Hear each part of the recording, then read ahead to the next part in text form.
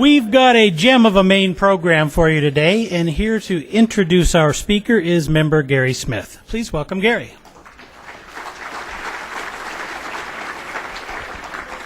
Please welcome engineer, scientist, astronaut, leader, and Rotarian, Dr. Bonnie Dunbar.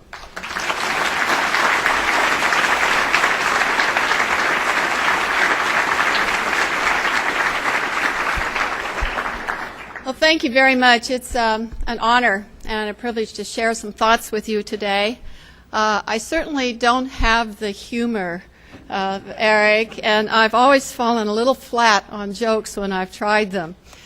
But I wanted to give you some more background as to what shaped the words I'm going to give you today. Some words from my grandfather, who immigrated from Scotland in 1909 to Homestead in Oregon.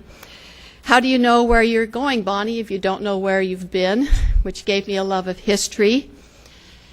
A horse never won a race. It didn't enter, which always caused me to try. And then I'm reminded of the Sandra Bullock movie, While You Were Sleeping, if you haven't seen that, when I talk about some of the things happening in space today.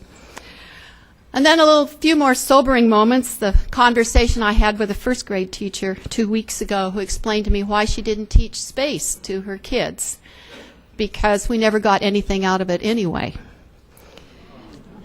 Or the middle school students that I've talked to that don't believe we went to the moon, that it was all filmed on a studio stage somewhere. Or what I read sometimes in the paper right now, which isn't quite complete in terms of the information which we need to make some critical decisions right now. And I'm also going to talk about preserving some of that history here. Now, I know not all of you probably can see the screen. For me, pictures are 1,000 words, and so if you want to shift a little bit, I'll try to explain what's there, but feel free to do so. Because I'm going to take you back, as I look out this audience, some of you are going to share this history. I have to tell you, when I go to schools, they look at me as though I'm an alien, which is how I convinced most of my classmates at Outlook. When I was watching Flash Gordon, I learned all the lingo. They were really sure that I was an alien. So if we can, I'll just do this here. We are the beneficiaries here in the Northwest of something that happened in 1903, and that was the Wright brothers' flight. Think about it, 107 years ago, we didn't have anything like that, and it has transformed our lives. I bet there's a person in here that can tell me they've never been on an airplane. And even for high schoolers now, most of them have been on an airplane. And if they haven't, we try to get them into an airplane at the museum. William E. Boeing, when he came out here, it was timber was his interest. But in 1916 or 15, he went to an air show, and it changed his interest. He built an airplane. He piloted the first flight of it, the B&W seaplane, and eventually started flying airmail up to Canada. Decided to build an airplane for the government for airmail and put passenger seats in it, first 2 and then 4. And so was born the Boeing Company.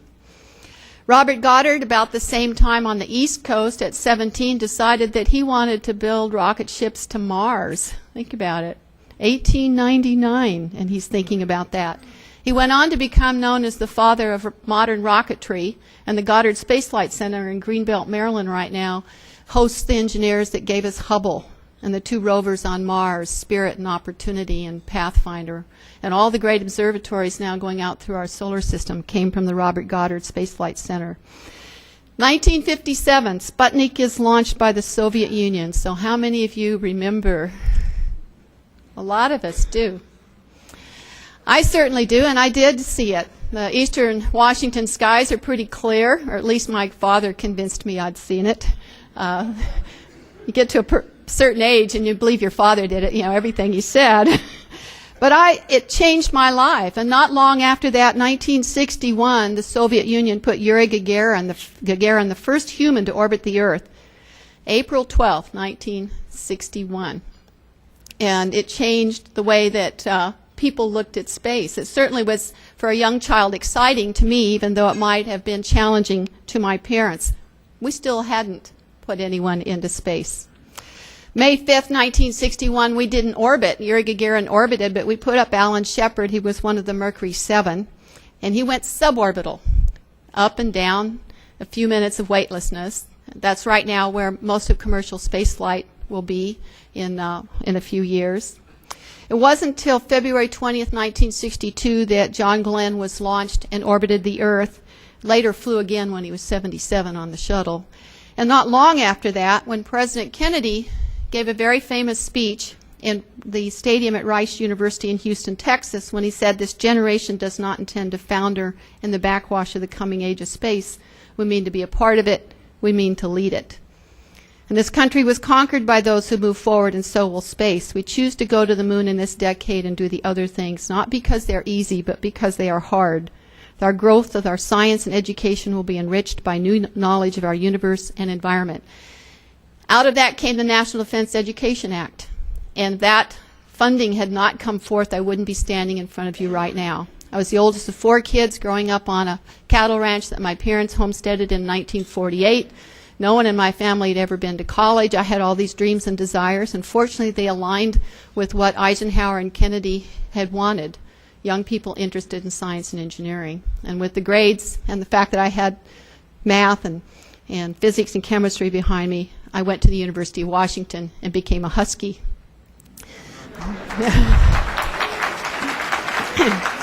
Now, just to be equal, my sister went to the other place on the other side of the state. July 20th, 1969, Neil Armstrong walked on the moon, and we had our first look back at the Earth in those flights. In fact, Bill Anders took these pictures on Apollo 8 when he circled the moon. He will be in town this week, as a matter of fact.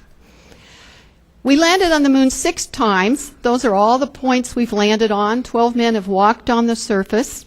Still, up until about a year and a half ago, there were people who did not believe. In fact, there's still people that don't believe. It's not until we started, not just the United States, but other countries started putting unmanned orbiters around the moon, that we were able to actually prove it. This is a picture taken about a year or so ago, which shows the Apollo 12 lander, which landed in 1969. It landed near the Surveyor, which was launched in landed in 1967. And you can actually, in the high resolution photos, see the footpath between those two objects that the astronauts wore into the regolith of the moon. There's no wind up there, no weather. So their footprints are still there today, unless they've been obliterated by an asteroid or something that may have hit it. So let's fast forward through history. Soviet Union launches their first space station, Salyut, and they launched a series of those, 1971 through 1982. The United States launched its first space station, Skylab, 1973, set the world record for 84 days, studied the effects of weightlessness on physical processes, chemistry, a number of things, as well as the human body. The space shuttle was started on paper in the late 60s, some of it here at the University of Washington, was let to the Rockwell International Company in 1972 and launched in 1981, and to date it's launched over 130 times, 5 vehicles. We've lost 2, 3 are still flying. It's flown for other countries. It's flown hundreds of people into space from the United States and other countries, a senator, a congressman, payload specialists, other people that are experts in their field that just take one flight with us. What was unique about the shuttle is it was also a cargo carrier, and still is. It can bring 60,000 pounds to orbit, but it can also bring it back, and that's what has enabled the space station to have such a robust usefulness. The reason it's reusable is because of a thermal protection system that I had the privilege of helping to work on, so it survives the heat of re-entry. It launches on the top of 3 boosters with a drop-off at various times, and I just wanted, how many of you have been to a launch? Good. For those of you that haven't, we certainly can't emulate the sound, but I've got just a 2-minute clip here, because now we have cameras on these vehicles, and you can actually see what it looks like. Many of these crews trained for a year or more.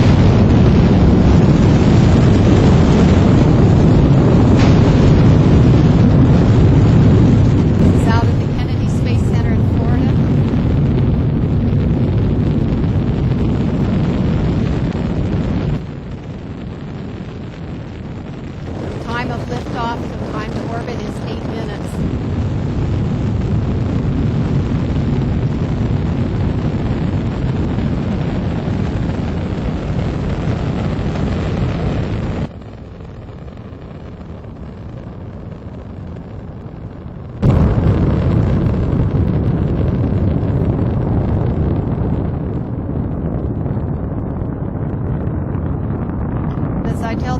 science. These are not special effects. These are real photos.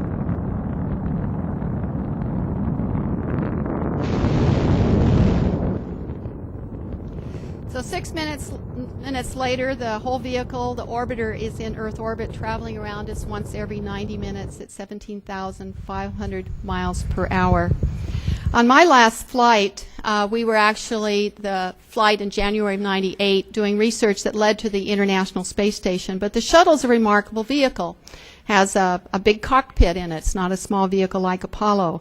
Has a large cargo bay, 60 feet long, 15 feet in diameter. Big laboratories that we've carried in it and perform research not only for the United States, but for Japan, for the European Space Agency, and for Canada, and flew astronauts from those countries.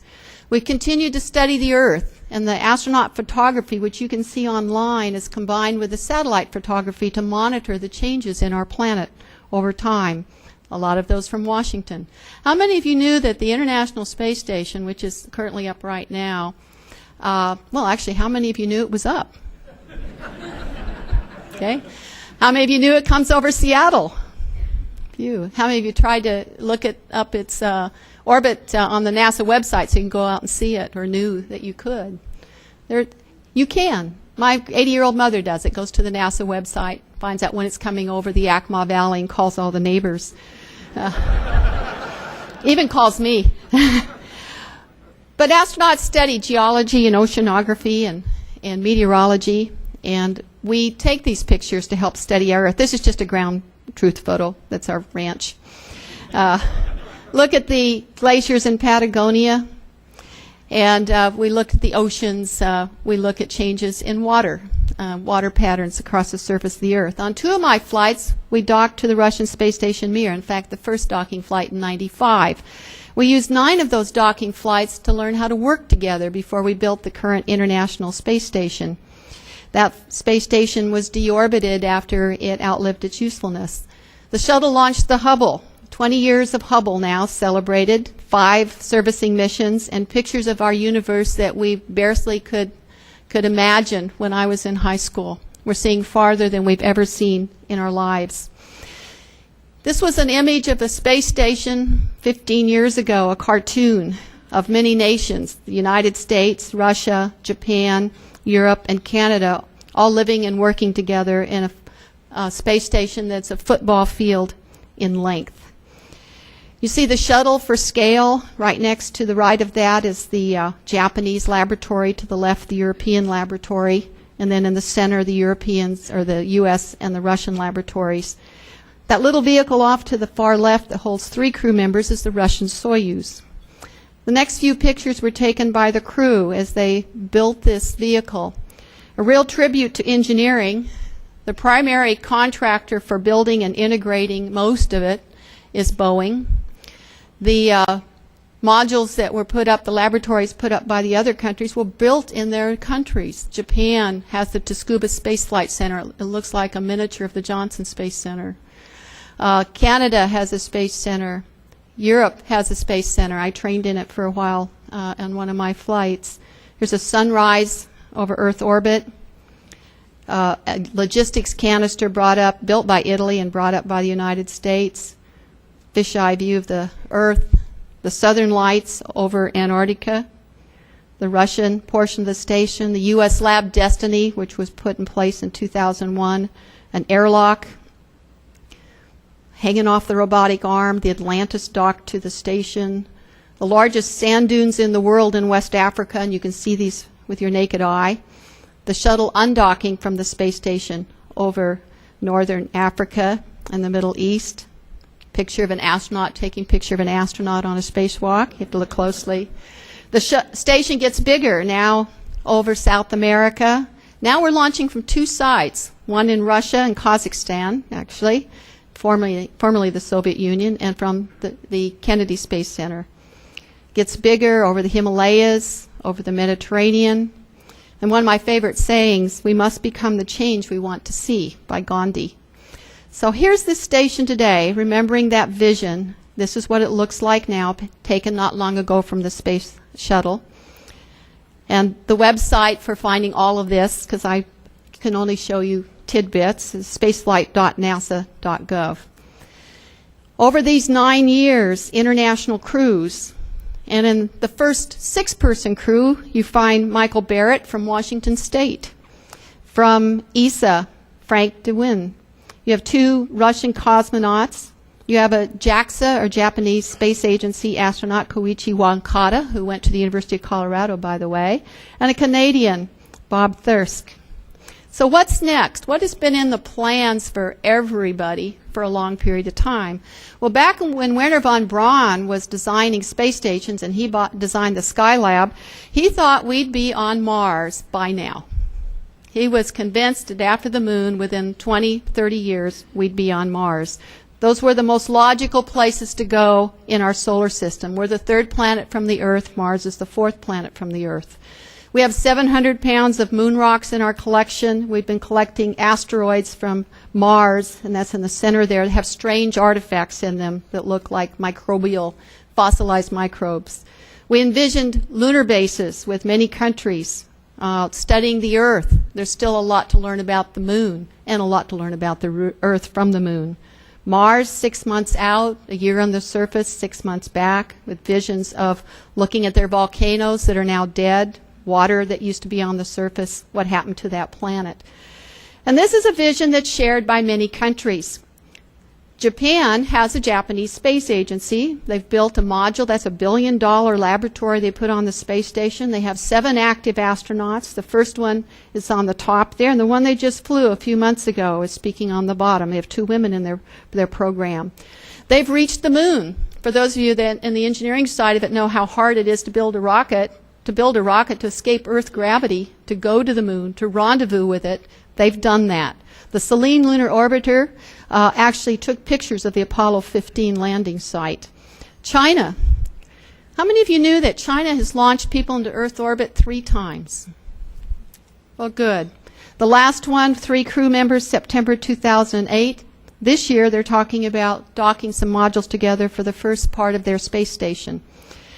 First 1 person, then 2 persons, then 3 persons. They have a space vision that, and I put this in quotes because I didn't hear these people actually say it, but you find it in the literature, that their first unmanned Mars exploration program should take place between 2014 and 2033, followed by a manned phase in 2040, 2060. They have big plans. They've also been to the moon. Their first spacecraft, Chang'e, was successfully launched in 2007, and they're getting ready for one later this year. India has launched and has been to the moon. They're planning in their, if you look at their Space Vision 2025, the very last bullet there says human spaceflight. And I've actually had a scientist tell me, if China goes, we go. So they have their own little space race in progress. The Russian Soyuz is currently flying to the station. It's the only method of reaching the International Space Station once we retire the space shuttle.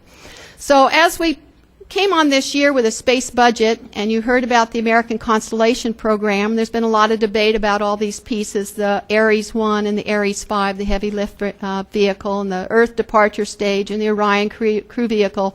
What is left after this current budget change? Well, the Ares 1 is gone. The Lunar Access Module is gone. The Crew Exploration Vehicle is gone. The Heavy Lift Vehicle is in doubt, and the Earth Departure Stage is as well. So the current budget retires the shuttle, but it has left nothing in its place. We could very well have the very last, for several decades, vehicle in our museum if we are so lucky to acquire it. And one of the other questions come up is, well, how much does this all cost? Well, the percent of the budget that human spaceflight has taken peaked during Apollo at 4.4%. In the 1990s, it was 1%. And if I were to update this slide right now, it would be less than 0.5%. To put it all in perspective, spaceflight is down on the lower left. We spend about 4 or 5 times as much on cosmetics in this country. And I'm actually told that if you include age-defying creams, it's about $20 billion. And for the kids, I tell them that bottle on the right is milk. It's actually alcohol. So revisiting Viking 1 is not a question that we landed on Mars in 76 of if, but really when and who. All you have to do is look at history and look at will and who's out there. Our vision is to capture history, but also to inspire that next generation in space. And we started several years ago looking at the retirement of the shuttle, in fact 2007, and wanting to bring it here to Seattle, one of those three, to inspire the next generation and to keep this history alive, to keep the United States at the forefront, lest we forget. So this campus that we're designing would include a building for the space shuttle, a large hangar for airplanes, and an aviation high school. And just a quick look at the aviation high school. They're complete in their design, but not complete in their fundraising. It's an amazing school that's been in existence for 5 years, producing amazing young graduates, and we are hopeful that they can complete their dream this year. Our gallery would be glass. There's our pedestrian bridge, would house the shuttle, and everybody coming down along East Marginal Way could see it. We plan to put a silhouette on the roof so anyone flying into SeaTac can also know where it is. We have to act fast. NASA has moved up the timeline. There are probably 5 state contenders right now: Florida, New York, Texas, Ohio, and Oregon. We have to have the building ready by July 2011. We've picked our contractors. We've raised $8 million out of the $12 million that's going to be needed to complete it, and we're now in that home stretch. And so as I complete here, I'm just feeding you some pictures to think about this. I'm going to have time for a few questions. It's an amazing vehicle. Each one was designed for 100 missions. We're actually terminating the program at about 30% into their lifetime. And we have some hard decisions to make here in this country. How do we get cargo up and down to the space station? How do we keep alive the corporate memory we've built in our engineering and scientific workforce on how to build crewed vehicles, leave Earth orbit, land on other bodies? How do we continue to dream and discover and soar in the 21st century? But I'd like you to imagine the possibilities. And for those of you who can't see it, this is the 747 designed in Seattle, which carries the space shuttle doing 1 orbit around the Space Needle. Thank you very much.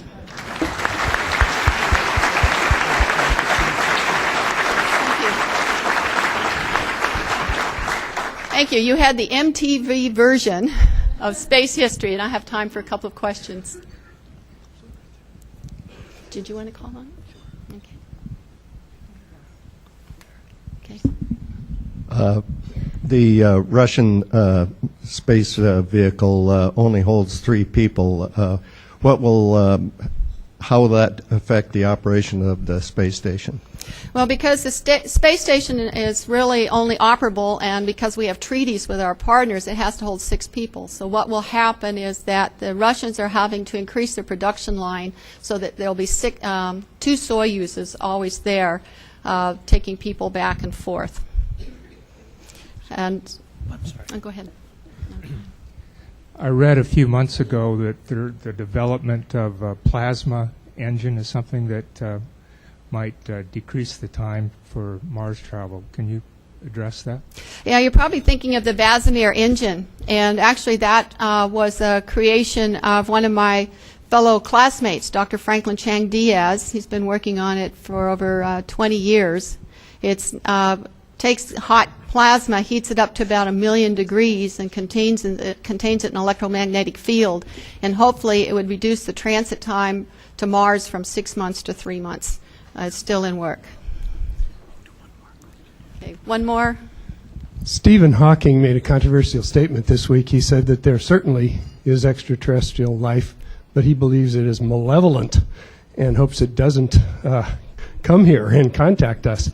Any thoughts or comments on that? You know, I saw that program, and well, it's not going to stop us from exploring. Right? I really don't know. I'd like to think otherwise, and I think it's part of our human nature to continue to explore.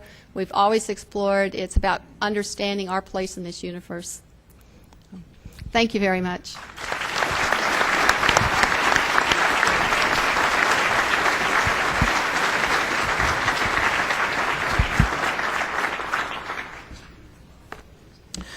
If one delves a little bit into the background and achievements of Dr. Dunbar, the more in awe you are of this remarkable woman. Bonnie, you are an incredible role model and for so many, and we thank you so much for being with us today. Thanks again to all of today's program participants. Welcome again to Eric and Jim. Next week, if you can believe it, will be May 5th, and Roy Mann has arranged for someone fairly new in town to join us. You may have heard of him. He's the new coach of the Seattle Seahawks, Pete Carroll. It's one of his first public appearances, so I don't think you want to miss this one. You know, as kids, we laid on the warm summer grass and stared up into the night sky and wondered and dreamed. But others sometimes chose to close their eyes and their minds. And back in the 30s, American inventor Lee DeForest once said, "To place a man in a multi-stage rocket and project him into the controlling gravitational field of the moon, where passengers can make scientific observations, perhaps land alive, and then return to Earth, all that constitutes a wild dream worthy of Jules Verne. I am bold enough to say that such a man-made voyage will never occur, regardless of all future advances." So thanks to the dreamers and achievers like Dr. Bonnie Dunbar, and all of our technological futures remain limitless. Thanks for being here today. Remember to always reach for the stars. We are adjourned. Seattle Rotary Online is made possible in part by a grant from First Choice Health, working with the Washington Health Information Collaborative to use technology to bring better health care to patients throughout the Pacific Northwest. First Choice Health.